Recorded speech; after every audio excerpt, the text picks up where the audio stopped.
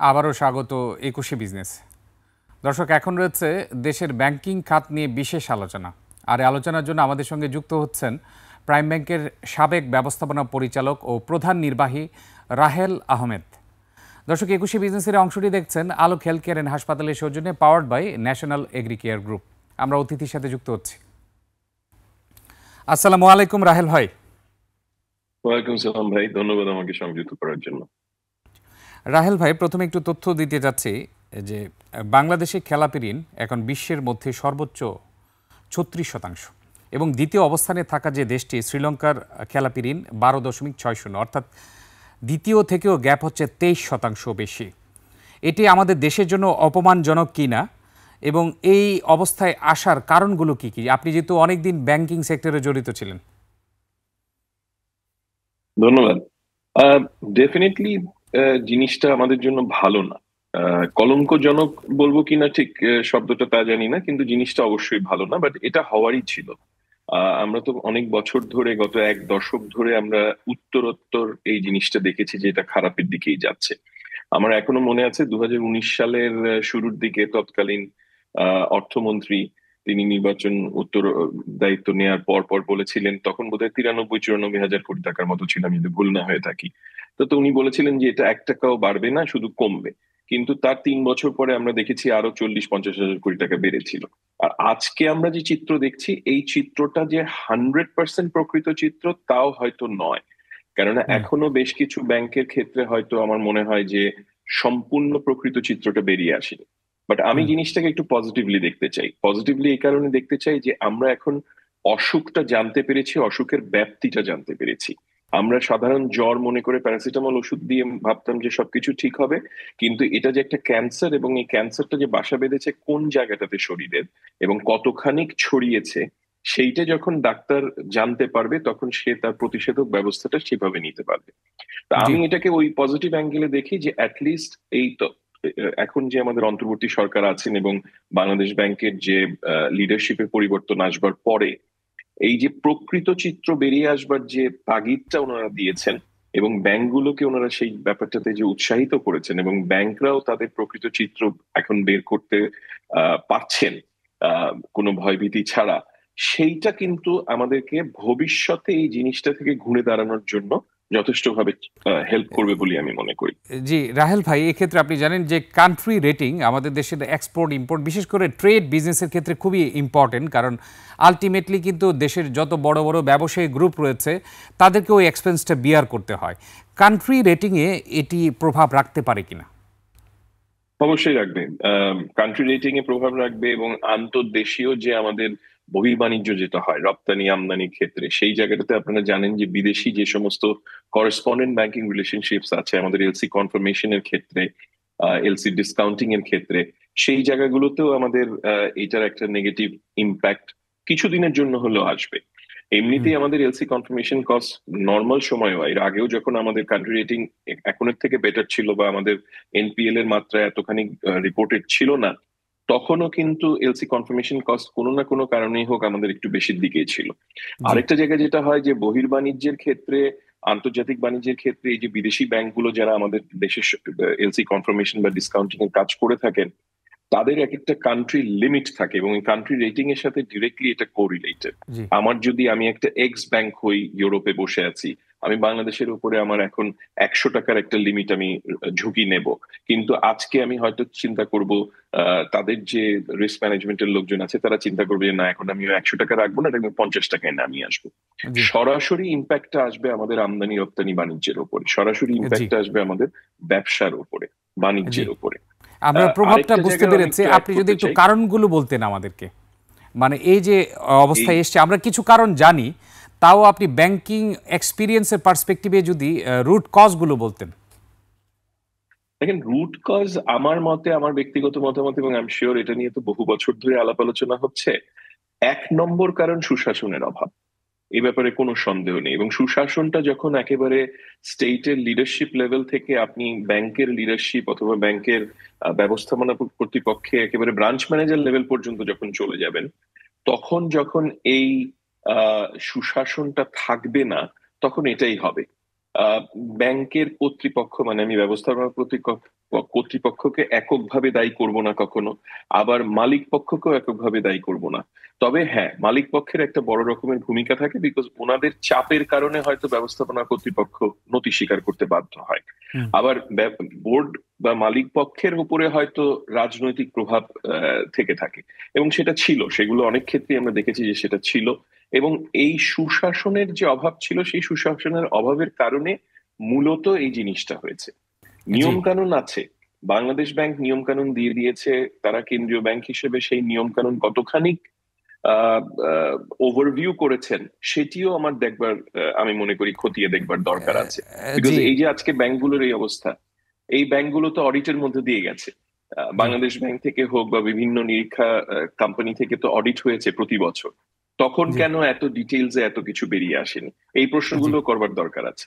জি, আমরা কি বলতে পারি যে আসলে বাংলাদেশ ব্যাংকের সহযোগিতাই আসলে এতটুকু যে অনিয়ম হয়েছে, দুর্নীতি হয়েছে, লুটপাট হয়েছে, বিশেষ করে আমি এখন সুশাসনের পরিবর্তে বলতে চাই লোন যে ফ্রড হয়েছে, লোন ফ্রডের ক্ষেত্রে ব্যাংকের পাশাপাশি বাংলাদেশ ব্যাংকও কি দায় এড়াতে পারে? বাংলাদেশ ব্যাংককে আমি সামগ্রিকভাবে প্রত্যক্ষ দায় দেব না, পরোক্ষভাবে ব্যক্তি জি, বিশেষ তৎকালীন অথবা বাংলাদেশ ব্যাংকে বোঝাচ্ছি।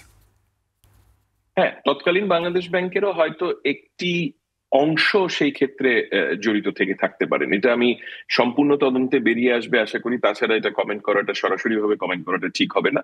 বাট অবশ্যই পরোক্ষ দায় আছে, কেন আমি সেই কারণেই বলছিলাম যে প্রতি বছর তো তাদের নিরীক্ষা হয়েছে, এবং তখন অনেক কিছু কেন আসেনি, হুম। তখন অনেক কিছু কেন ঠিকভাবে দেখা হয়নি, বা আজকে গত 14, 15, 16 মাসে আমরা বাংলাদেশ ব্যাংকের কাছ থেকে যে চাপটা দেখছি ব্যাংকগুলোর উপরে, যে রিপোর্টিং এর ক্ষেত্রে কোনো ধরনের তথ্যের হেরফের যাতে না হয়, সমস্ত প্রকৃত চিত্র যাতে বেরিয়ে আসে, জি। আইএফআরএস অ্যাকাউন্টিং মেথড যাতে প্রপারলি মানা হয়, বাজেল 3 রিকোয়ারমেন্ট যাতে প্রপারলি মানা হয়, এনপিএল বা ক্লাসিফাইড লোনের মাপক যে ইয়েগুলো আছে সেগুলো যেন সরাসরি ঠিকভাবে দেখানো হয়। এই জিনিসগুলো আগে হয়তো আমরা সরাসরি ওইভাবে এতখানি আহ, মানে আহ, আমরা বাংলাদেশ ব্যাংক থেকে দেখতে পাইনি। তো সেই জি। জায়গাটাতে আমি বাংলাদেশ ব্যাংকে সাধুবাদ দিতে চাই, বাংলাদেশ ব্যাংকের বর্তমান লিডারশিপকে সাধুবাদ দিতে চাই, যারা গত 15, 16 মাসে এই কাজটা করছেন। জি, এক্ষেত্রে আরেকটি বিষয় হচ্ছে, আপনি জানেন রিসেন্টলি বাংলাদেশ ব্যাংক যে সুযোগটি দিয়েছে দুর্দশাগ্রস্ত কোম্পানিগুলোর ক্ষেত্রে 2 বছর গ্রেস পিরিয়ড থাকবে, 10 বছরের রিস্কেজুল করা যাবে, এবং অনেকে বলছেন যে আগামী যে 2 বছর রয়েছে, এই 2 বছরে খেলাপি ঋণের মাত্রা বাড়তে পারে যেহেতু দুর্দশাগ্রস্ত কোম্পানি রয়েছে। এক্ষেত্রে কি খেলাপি ঋণ আরও বাড়তে পারে এবং এটি ব্যাংকিং খাতে কি প্রভাব রাখবে কিনা?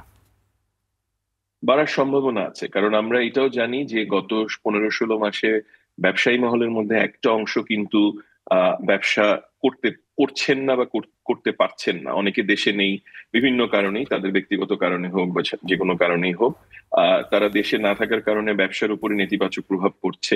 সেই ব্যবসাগুলো মুখ থুবড়ে পড়ছে, সেই ব্যবসাগুলোর তো সবাই ব্যাংকিং এর সাথে জড়িত, তাদের হুম। প্রত্যেকের ব্যাংক ফেসিলিটিস আছে, ব্যাংকগুলো তাদেরকে হয়তো আর আগের মতো করে সেই সুবিধাও দিতে পারছে না, কারণ এখন সেই রাজনৈতিক প্রভাবটা নেই। তো সেই হুম। ব্যবসাগুলোর যে রিপোর্টিং সেগুলো মন্দরিনীর দিকে যাচ্ছে এবং যাবে ভবিষ্যতে।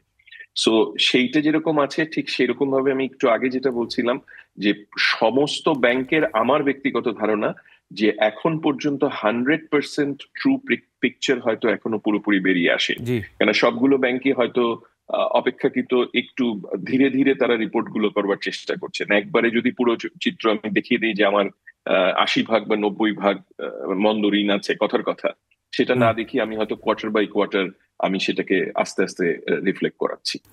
জি, তো সামনে যে এই ক্ষেত্রে সম্ভাবনা নেই তা আমি না, আপনার সামনে কাছে অবশ্যই সম্ভাবনা আরও আছে। জানতে চাইবো, এই ক্ষেত্রে আমরা কারণগুলো জানি, আপনি যেটা বললেন যে ওষুধটা কি হবে, প্রতিষেধক কি বের হবে সেটা এখন চিন্তা করা যাবে যেহেতু ক্যান্সারটা আইডেন্টিফাই করা গিয়েছে। এক্ষেত্রে প্রতিষেধক কি হবে, আপনি গত অন্তর্বর্তী সরকারের 15 মাসে কোনো ইমপ্রুভমেন্ট দেখেছেন কিনা, বিশেষ করে এই ব্যাংকিং খাতের দুর্দশাগ্রস্ত অবস্থা থেকে উত্তরণের জন্য? দেখুন, আমি অন্তর্বর্তী সরকারের এই 15, 16 মাসে আমি মনে করি আর্থিক খাতে যথেষ্ট ভালো কাজ হয়েছে। অ্যাটলিস্ট রিফর্মস এর জন্য যে স্টেপস গুলো নেওয়া হয়েছে সেটি আমরা মনে করতে পারি যে খুব ছোট স্টেপ, কিন্তু এই ছোট স্টেপটা নেওয়া ছাড়া একবারে অনেক বড় স্টেপ নেওয়ার আসলে সুযোগ নেই। এবং জি। আর্থিক খাতের ভিত্তি যেখানে একেবারে নড়বড়ে হয়ে গিয়েছিল, সেইখান থেকে আমরা আজকে 16 মাস পরে যে জায়গায় দাঁড়িয়ে কথা বলছি, সেই জায়গাটাতে ব্যাংকিং সেক্টরকে স্পেসিফিক্যালি আমি যদি বলি, ব্যাংকিং সেক্টরে একটা দুটো ভাগ হয়ে গেছে। একটা হচ্ছে সবল ব্যাংক, আরেকটা হচ্ছে দুর্বল ব্যাংক। এবং জি সবল ব্যাংকের ক্ষেত্রে আপনি দেখুন ব্যাংকিং এর চিত্র বা তাদের রেজাল্টস কিন্তু তাদের ভালোর রিফ্লেকশন। আগের চেয়ে আমরা বেড়েছে, দেখতে পাচ্ছি রেকর্ড আমরা পরিমাণ ডিপোজিটে মুনাফা দেখেছি আগের হচ্ছে, চেয়ে বেড়েছে। আমানত বেড়েছে, প্রফিট বেড়েছে। আহ, সেই প্রফিটটা তো কিছুটা হয়তো আপনার সরকারি ট্রেজারি বন্ড বিলে বিনিয়োগের মাধ্যমে আসছে, ক্যাপিটাল গেইনস থেকে আসছে, ওয়ান অফ গেইনস থেকে আসছে, ভালো কথা। কিন্তু ওই ব্যাংকগুলোর কিন্তু নন পারফর্মিং লোনের বাছবিচার যদি আমরা করি, সেই ক্ষেত্রে তারা ভালো অবস্থায় আছে, কারণ অনেক লম্বা সময় ধরে তারা সুশাসনের মধ্যে দিয়ে গেছে। জি তাদের কাঠামোগত পরিবর্তনগুলো লম্বা সময় ধরে হয়েছে।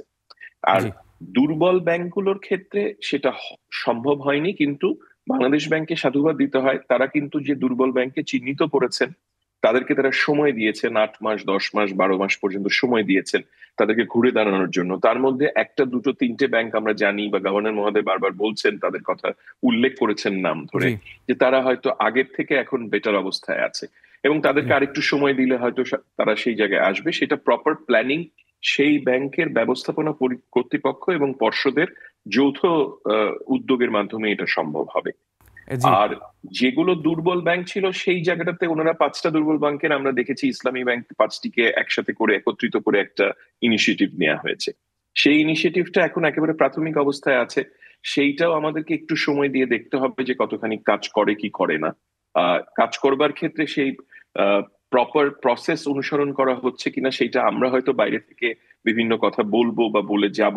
সেইটাকে আমলে নিয়ে সবাই, ওই ব্যাংকের যে নতুন ব্যবস্থাপনা কর্তৃপক্ষ অথবা পর্ষদ এবং বাংলাদেশ ব্যাংক এবং অন্যান্য স্টেক হোল্ডার্স যারা আছেন, তাদের সবাইকে একটু সময় নিয়ে সেই জায়গাটাতে হেল্প করতে হবে। জি সো আপনার কাছে আরো জানবো আমরা যে আমি মনে সময় নিয়ে কি করি কি কাজ বিষয় করছে। কিভাবে এগিয়ে যেতে হবে, কারণ আসলে আমরা জি। 15 মাসে আপনি যেটা বললেন কিছু অগ্রগতি দেখেছি, কিন্তু আমাদের যে এখন যে দশা রয়েছে ব্যাংকিং খাতকে পুনরুদ্ধারের জন্য আদৌ সম্ভব কিনা সেটি আপনার কাছ থেকে শুনবো। আমরা একটা ছোট্ট বিরতিতে যাচ্ছি। দর্শক, এ পর্যায়ে নিচ্ছে একটা বিরতি, ফিরছি একটু পরেই, ততক্ষণ আমাদের সঙ্গেই থাকুন।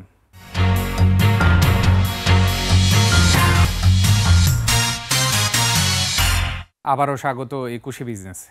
দর্শক, বিরতির আগে দেশের ব্যাংকিং খাত নিয়ে কথা বলছিলাম প্রাইম ব্যাংকের সাবেক ব্যবস্থাপনা পরিচালক ও প্রধান নির্বাহী রাহেল আহমেদের সঙ্গে। আবারও ফিরছি আলোচনায়। জি রাহেল ভাই, এখন আপনার কাছে জানতে যাচ্ছে, আমরা কারণগুলো জানবো অবশ্যই। এর মধ্যে গত 15 বছর যে লুটপাট হয়েছে, অথবা আপনি যেটা বললেন যে তৎকালীন বাংলাদেশ ব্যাংকের কিছুটা হলেও সম্পৃক্ততা রয়েছে পরোক্ষভাবে, এক্ষেত্রে গতকাল একটি আদেশ যে জারি হয়েছে, বাংলাদেশ ব্যাংক সহ ব্যাংক ও আর্থিক খাতের নিয়ন্ত্রক সংস্থাগুলোর উচ্চ পর্যায়ের কর্মকর্তারা তারা যে কোনো ব্যাংকের এমডি বা সিইও হতে পারবেন। এই যে সিদ্ধান্তটি আসলো, এই যে আদেশটি জারি হয়েছে, এটি কি আসলে ব্যাংকিং খাতকে প্রভাবিত করতে পারবে কিনা? এটাকে পজিটিভলি দেখারও সুযোগ আছে অবশ্যই। আমার মনে হয়, আমার ব্যক্তিগত ধারণা এগেইন, সেটা হচ্ছে এই প্রভিশনটা দেয়া হয়েছে এখন সম্ভবত আমাদের যে সরকারি ব্যাংকগুলো আছে বা বিশেষায়িত ব্যাংকগুলো আছে, সেই জায়গাটাতে কিছুটা হলেও শৃঙ্খলা আরেকটু ফিরিয়ে আনবার জন্য বা সুশাসনকে ফিরিয়ে আনবার জন্য কেন্দ্রীয় ব্যাংকের যারা পুরনো কর্মকর্তা আছেন বা যারা বয়োজ্যেষ্ঠ কর্মকর্তা আছেন, তাদের মধ্যে থেকে কাউকে কাউকে হয়তো সেখানে কাজ করতে দেওয়া একটা সুযোগ হবে। এটা আমার হুম, ব্যক্তিগত ধারণা। জি সেই জায়গাটার থেকেই হয়তো এটা করা হয়েছে। এটাকে আমি পজিটিভলি দেখি, এবং আমি মনে করি যে সেখানে কেন্দ্রীয় নিয়ন্ত্রক সংস্থা হিসেবে তো একটা রেগুলেটরি কমপ্লায়েন্সের দিক থেকে তো তাদের একটা হ্যাবিচুয়াল থাকে, স্বভাবগতভাবেই তারা বেটার অবস্থানে থাকেন। তো সেই জায়গাটা থেকে আমরা অনেক বছর ধরে বা অনেক দশক ধরে আমরা সরকারি ব্যাংকগুলোতে যে শৃঙ্খলার অভাব দেখেছি, সেই জায়গাটাতে লিডারশিপের ক্ষেত্রে যদি একজন কেন্দ্রীয় ব্যাংকার সেই জায়গায় আসেন, তাহলে আমার মনে হয় সেটা পজিটিভই হবে, নেগেটিভ হওয়ার কোনো কারণ নেই। জি।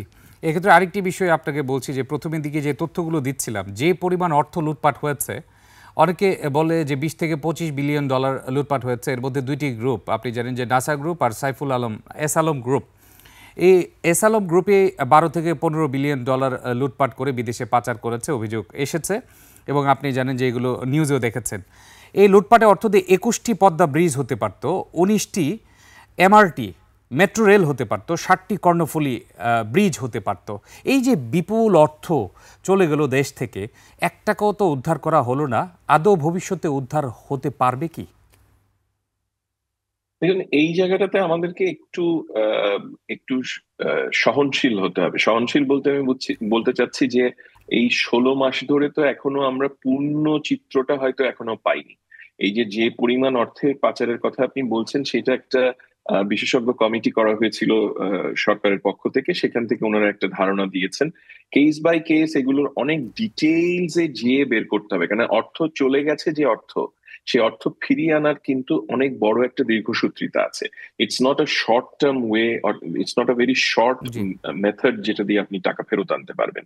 কারণ যারা দুষ্টু লোক, তারা যখন টাকা বের করে নিয়ে যান, এটা পৃথিবীর অন্যান্য দেশেও যেখানে হয়েছে এবং এখনো হচ্ছে, সেই সব জায়গায় কিন্তু তারা অনেক অভিনব পন্থার মাধ্যমে টাকাগুলো বের করে নিয়ে যান। এবং জি। এখানে অনেক ধরনের আইনি জটিলতার ব্যাপার আছে। এখানে বিভিন্ন দেশের কাছে, কেন আমার এই বাংলাদেশ থেকে টাকাটা বেরিয়ে আলটিমেটলি এন্ড ডেস্টিনেশন কোথায় গিয়ে ল্যান্ড করেছে, এবং তার মধ্যে দিয়ে কতগুলো জায়গা দিয়ে সেটা পরিক্রমা করে চলে গেছে, প্রতিটি জায়গায় তার ওই ফরেন্সিক অডিট করে পুরো ট্রেইলটা এস্টাবলিশ করে সেই দেশের সাথে আইনি ব্যবস্থা আমার দেশের আছে কিনা, এই অর্থ প্রত্যার্পণের ক্ষেত্রে সেই সম্পর্ক বা সেই অ্যারেঞ্জমেন্ট আমার আছে কিনা, এবং সেইটিও আইনি জটিলতার ভেতর দিয়ে আবার করে নিয়ে আসতে হবে। সো দের জি, ইজ আমরা বুঝতে দের পারলাম ইজ যে নো এটি কুইক দীর্ঘ ফিক্স টু ইট। মেয়াদী প্রসেস। আপনার কাছে প্রথম যে ইটস নট প্রশ্নটি আ আপনি কুইক, দের দুর্বল ইজ নো এবং কুইক সবলের ফিক্স। মধ্যে ডিফারেন্সিয়েট করেছিলেন, আমাদের দেশের এখন সবল ব্যাংকগুলোর কিন্তু এনপিএল রয়েছে 2.5 থেকে 3% মধ্যে। তাহলে যে দুর্দশাগ্রস্ত ব্যাংকগুলো তারা কি করতে পারছে না, কি করা উচিত খেলাপি ঋণ কমানোর জন্য সংক্ষেপে? এখন যাদের খেলাপি ঋণ অনেক বড় আছে, তাদেরকে তো প্রথম, ফার্স্ট এন্ড ফরমোস্ট তাদের কাজ হচ্ছে যে এই খেলাপি ঋণগুলোর মধ্যে কতখানি রিকভারেবল, তার এগেনস্টে কতখানি উদ্ধার করবার মতো কোলাট্রাল আছে, সেইখানে ফোকাস করা। বিকজ এদের অন্য কোনো কাজ নেই। আমাদেরকে এখন ওই মন্দ ঋণের পোর্টফোলিওটাকে ভাগ করে ফেলতে হবে। কিছু আছে যেখানে মেঘনা নদীর কে মর্টগেজ করে লোন দিয়ে দেওয়া হয়েছে, মানে আপনি ওখান থেকে কিছুই পাবেন না। আর কিছু আছে যেখানে ব্যবসায়িক ফেলিয়ার হয়েছে, কিন্তু ফেসিলিটিস গুলো আছে, ব্যবসার ফেসিলিটিস। তো আরেকটা জি। ভালো কোম্পানি হয়তো এখন তার ফেসিলিটিসটা কিনে নিতে পারে, সেই ক্ষেত্রে আমাকে হেয়ার কাট ভ্যালুতে সেটা সেল অফ করে দিয়ে আমি আমার মন্দ ঋণ কিছুটা হলেও কমিয়ে নিয়ে আসতে পারবো। সো বেসিক্যালি এই নন পারফর্মিং পোর্টফোলিওটাকে ভাগ করে ফেলতে হবে, এবং ভাগ করে দেখতে হবে যে আমি কতখানি অ্যাকচুয়ালি রিকভার করতে পারবো আর কতখানি করতে পারবো না। আর যেটা করবার মতন আছে, সেইটা করবার জন্য বিভিন্ন মেথোডোলজি, বিভিন্ন ব্যাংকের আমি উদাহরণ নাম না নিয়ে বলতে পারি, তারা কিন্তু বিভিন্ন মেথোডোলজি করছে। তারা যে ব্যবসায়ীদেরকে, আমরা জানি যারা ওই বেক্সিমকো এবং নাসা গ্রুপেও এই পদ্ধতি চলছে। জি, ওখানে আছে অন্যান্য, মানে ছোট থেকে মাঝারি বড় বিভিন্ন শিল্পের বিভিন্ন ব্যবসায়ীদের সঙ্গে বিভিন্ন ব্যাংক নেগোসিয়েশন করছে। কাউকে বলছে আপনি ক্যাপিটাল ইনজেক্ট করুন, কাউকে বলছে আমি আপনাকে রিশেডিউল করে দিচ্ছি, কিন্তু তার ক্ষেত্রে মাইলস্টোন পেমেন্ট থাকতে হবে। আপনি একটা পেমেন্ট ফেল করবা মাত্রই আমি লিগ্যাল প্রসিডিয়ারে চলে যাব। সো বিভিন্ন রকমের ওষুধ আপনাকে দিতে হবে। এটা ডিপেন্ড করবে কেস টু কেস বেসিস। এটার কোনো জি, ঢালাও আমরা বুঝেছি যে একক কোনো সিচুয়েশন প্রতিকার ব্যবস্থা বুঝে প্রথমে আপনার অ্যাবসলিউটলি। আলাদা করতে হবে যে কোনটা রিকভারেবল, মানে কোনটা আসলে উদ্ধার করা যাবে আর কোনটা উদ্ধার করা যাবে না, এই অনুযায়ী ট্রিটমেন্ট নিতে হবে। অ্যাবসলিউটলি। আপনাকে অসংখ্য ধন্যবাদ আমাদের সাথে আজকে যুক্ত হওয়ার জন্য। আপনাদেরকেও ধন্যবাদ।